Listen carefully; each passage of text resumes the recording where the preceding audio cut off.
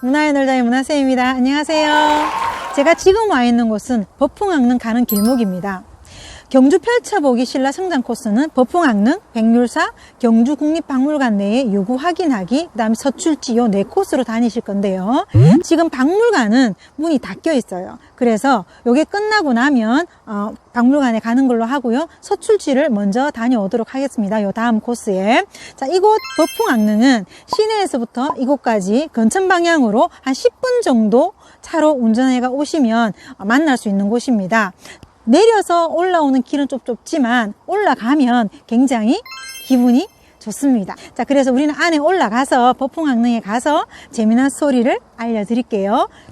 구독과 좋아요, 알림 설정까지 잊지 마세요. 출발할게요, 이제.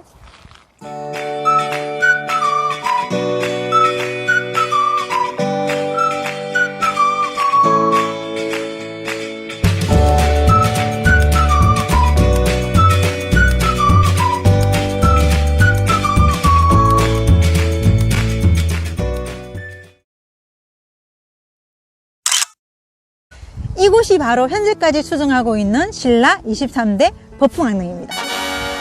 조금 더 깊이 연구하는 학자들에 의하면 법풍악릉이 이곳이 아닌 무열왕릉 동쪽편일 것이다 라고 추정하는 경우도 있습니다만은 저는 지금 통상적으로 알려져 있는 이곳에서 법풍악릉 이야기를 들려드리도록 하겠습니다. 법풍왕의 핵심적인 업적으로는 법을 만들고 불교를 공인했다라는 게 있죠. 뿐만 아니라 신라 역사에서 매우 중요한 화랑도 만들었고 금관가에도 병합을 하여서 영토를 많이 확장을 했어요. 법풍왕의 이 업적들을 이룰 수 있었던 데는 아버지 지증왕의 발판이 없었다면 불가능했을 거예요. 그죠? 마찬가지로 법풍왕의 이 왕권강화가 없었다면 현장을 누비면서 영토를 확장했던 진흥왕도 없었을 것이라는 거죠. 그래서 우리는 아버지 지증왕부터 조금 알고 갈게요. 지증왕은 64세의 왕위에 오릅니다. 늦은 나이죠. 그리고 담력도 뛰어나고 체격도 커서 아내를 구할 수가 없었대요. 어느 날 한 신하가 신라 모량부라는 마을에서 북만큼이나 큰 똥덩어리를 두고 개 2마리가 막 싸우고 있는 것을 보고는 주인을 찾아보니 역시 덩치가 매우 큰 여인이었던 거예요. 그래서 그 여인을 아내로 맞이했다라는 이야기가 삼국유사에 기록되어 있습니다. 나중편에서도 말씀드렸던 것처럼 지증왕은 나라 이름인 국호를 계림해서 신라로 바꾸기도 했고 왕이라는 칭호를 지증왕 때부터 사용하게 되었죠. 또 지방행정제도를 주, 군, 현으로 정비를 했는데 지금의 특별시, 광역시, 도하고는 성격이 조금 다릅니다. 그 다음에 소를 이용한 우경법도 도입을 했고요. 그래서 농사에 변화를 막 주었어요. 왕이나 귀족이 죽으면 신하나 노비를 함께 묻는 장례풍습 아시죠? 순장제도도 없애버립니다. 최고죠. 마지막으로 여러분들도 다 알고 있는 노래 지증왕 13년 섬나라 우상국, 즉 지금의 울릉도도 복속시킨 것도 이 지증왕 때입니다. 파워가 좀 느껴지시지 않으신가요? 이런 아버지에게서 왕위를 이어받은 법풍왕은 연이어 왕권 강화를 확실하게 하고자 했겠지만 귀족들의 반발이 만만치가 않았을 겁니다. 그러나 워낙에 성품이 관대한 왕이었기 때문에 조금씩 천천히 바꿔나갔던 거예요. 이 막강한 파워를 가졌던 신라 귀족으로 인하여 다른 나라에 비해서 이 신라는 성장이 좀 늦었어요. 율령을 반포하는 것 하나만 보더라도 고구려보다도 늦었고 불교 공인은 백제보다도 250년이나 늦게 이루어집니다.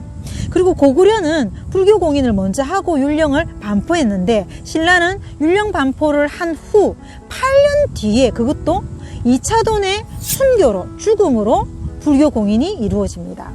당시 귀족들은 토속신앙이 매우 강했고 불교를 배척하고 있을 때입니다. 그들의 세력을 누르고 불교를 나라의 종교로 만들고자 했던 이 법풍왕이 얼마나 고심을 했을까 하는 대목이 되는 거죠. 바로 그때 나타난 왕의 남자가 바로 이차돈입니다. 이 재미난 이차돈 이야기는 백률사에 가서 들려드릴게요.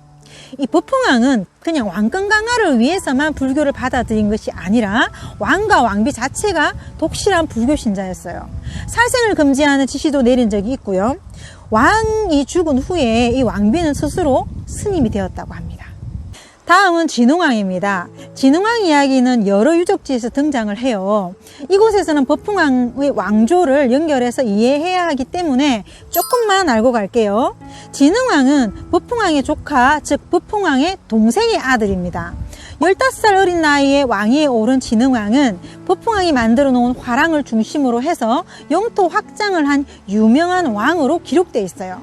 정복하는 곳 특정 지역에는 순수비를 세우면서 올라갔고, 그 다음에 관직도 새로 내려주는 일을 했죠.